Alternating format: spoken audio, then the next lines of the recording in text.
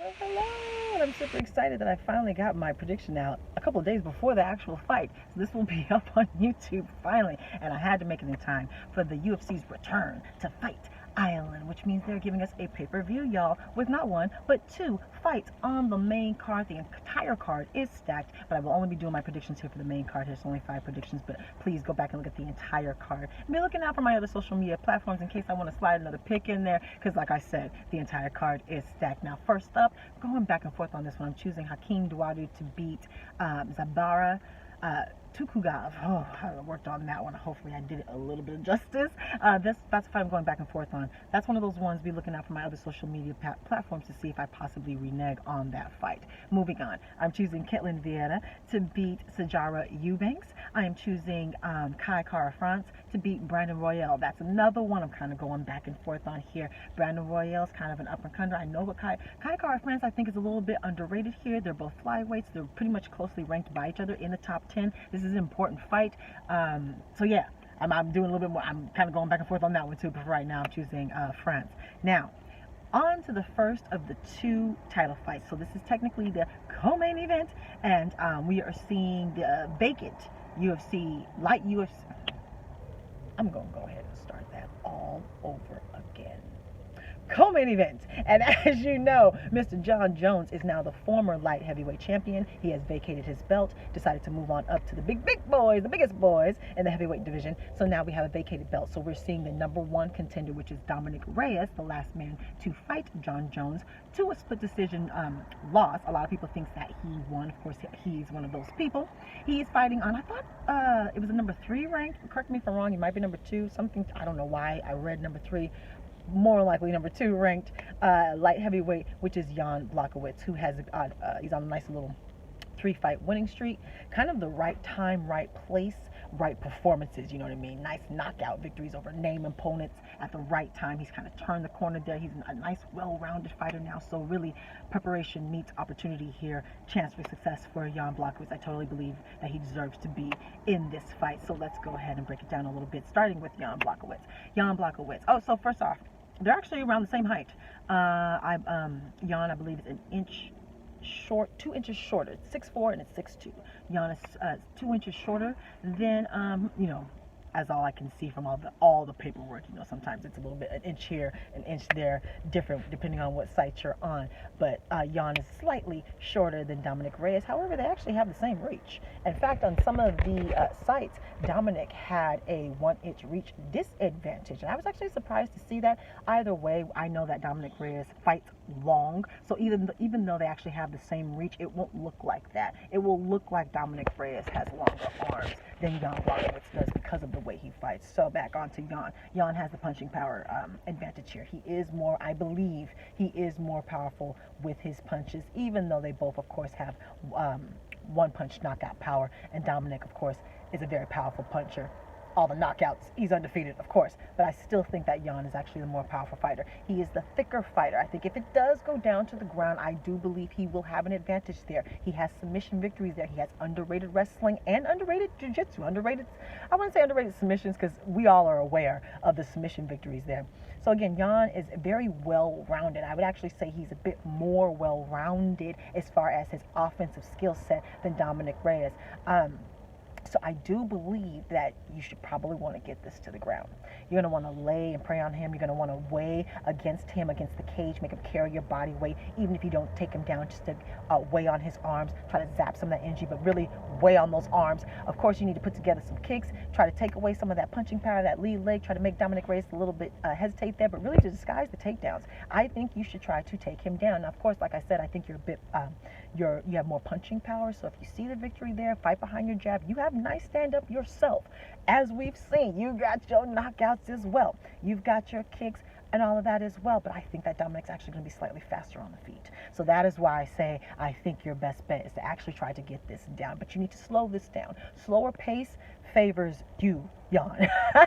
You want to slow this down. That's why you want to tear apart that lead leg, get him hesitant, get him thinking. You want to walk him down. Don't let him. He's gonna move a lot more than you. Dominic moves a lot more.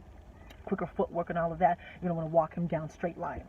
straight lines. Walk him down, push him up against the cage, get that dirty boxing, pull on his head, weigh on those shoulders, wrench the arms, stomp the feet, cover the breath. But you're really going to want to beat his body up, go to the body early and often, zap some of that energy out of him. Now, you both have had 5-round fights. Dominic showed in his last fight that he can absolutely go 5 rounds, even though, Jan, you have had more.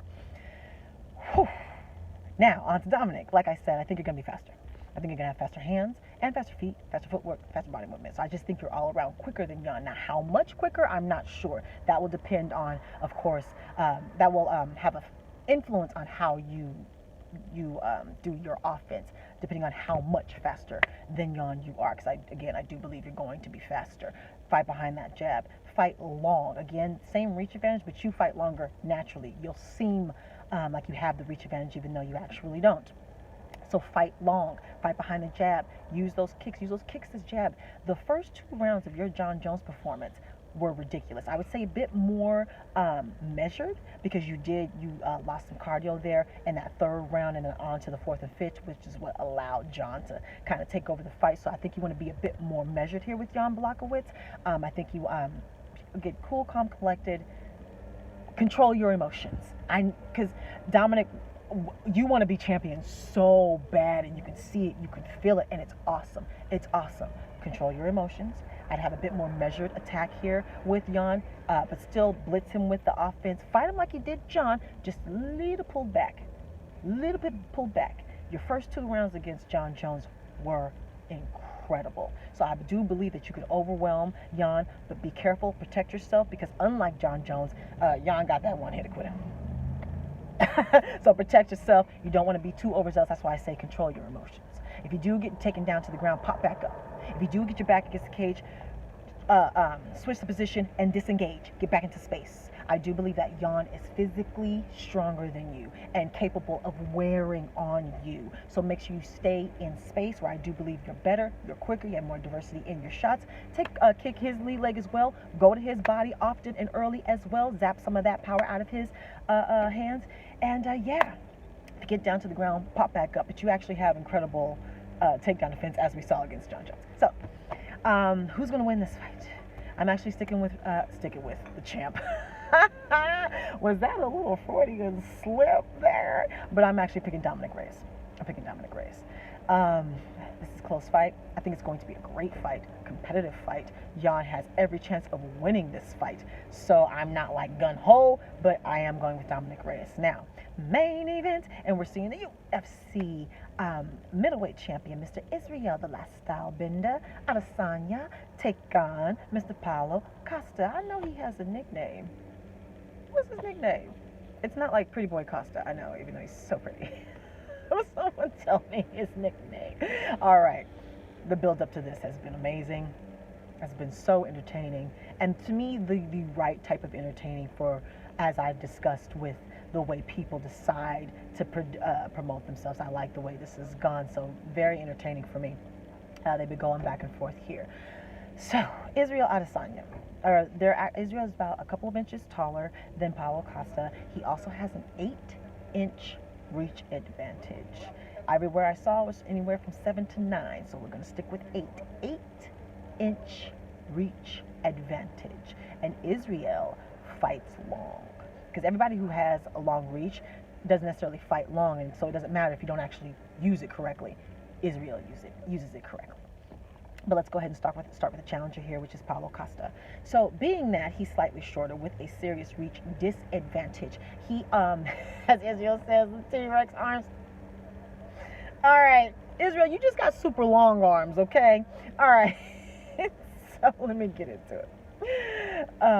He's actually got a black belt in Brazilian Jiu-Jitsu, Paulo, that is. But of course, he actually started with the Muay Thai, inspiration from his older brother, who's actually one of his coaches in his corner as well. So he's very well-rounded. He doesn't have to use his ground game that much, but it is there. Again, black belt in Brazilian Jiu-Jitsu. Paulo is they're both undefeated, yes. So someone's definitely going to lose their O here. Paulo, with that Muay Thai, with that blitz, we've seen with Yoel Romero that he can absolutely, no, that was a 3-round fight. No, excuse me. I was about to say that he can absolutely go 5 rounds, but that was not 5 rounds. That was 3 rounds. But for those 3 rounds, it was an incredible fight. He's going to try to blitz him with offense.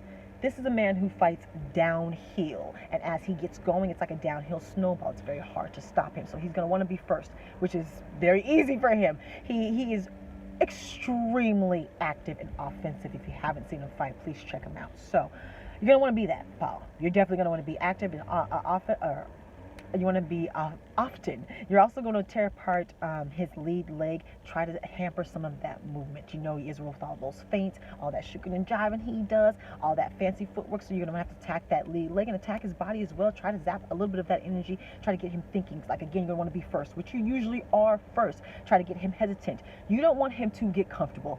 You don't want him finding his range because you are far outside of it. So you're going to have to get inside of that range. You're going to have to jump in and out with your blitz attacks, which is actually something you're very good at, jumping in and out with the blitz attack. I do believe you are a more powerful puncher, but Israel has faster hands. You're going to want to have to protect yourself, even though you are so willing to eat some, to come get you some. So I expect to see some blood. Paulo, I know you're going to get hit in the face because you don't care. You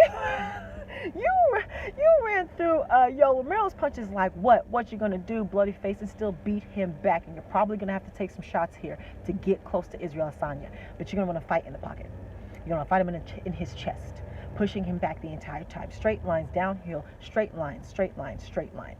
Hamper his movement. If he does get too tricky for you, take him to the ground. Again, you haven't really had to use it, but you want to mix it up. You want to keep him thinking. I know you just want to put your hands on him, but he's expecting that. So mix in a takedown or two. Push him up against the cage. At least threaten it. Mix it up. Get down to the ground. You might have an advantage there. Israel has really good takedown defense, but get him down there. Who knows? Who knows? Mix it up. Throw everything at him. You throw everything at him. But again, fight him in his chest. Inside the pocket. In his chest. Walk him down. Try to get his back, keep his back up against the cage. You can try to trap him, cut him off with those straight lines. He's real tricky. But try to cut him off with those straight lines and keep his back in the cage while you're moving forward. In the chest. In the chest. Now, on to Israel Adesanya. Again, you have quicker hands. You've got quicker hands, you got quicker footwork, and you do all your little shucking and jiving with your angles and the way you escape your shots after you throw them. Keep your hands up. We know you love to shuck. Keep your hands up. Keep your hands up. Fight behind your jab, which you will. Use your kicks, go to the body early and often. Here's where I think you have a definite advantage. You've been in more 5-round fights, especially the one with Kelvin Gastelum. We saw the war he had with Yoel Romero, but again, it was only 3 rounds. So if you go at his body often and early, I do believe you will have an advantage as the fight goes on. I do believe you can work to a fighter later on in the match, unless you see it opening, of course, early on. So much like Robert Whitaker was much the bull and you were the matador, it's going to be much of that here. You know he's going to come right at you. So you get your angles. As you jump in with your blitz attack, throw them at angles, exit with angles. These are things you already do. You already do. Tear apart that lead leg, hamper his movement. Also, you take away some of that power in his hands. Again, these are things you already do. So, if he takes you down, pop right back up. I wouldn't play with him on the ground. He is thicker than you. He's got that black belt. I wouldn't play there. If he gets you up against the cage, if you can spin the position, disengage, fight him in space. Again, these are all things you already do. So the one thing I have to say, Israel, because I think you guys are both under each other's skin. So keep a cool head, keep your emotions in check, and protect yourself.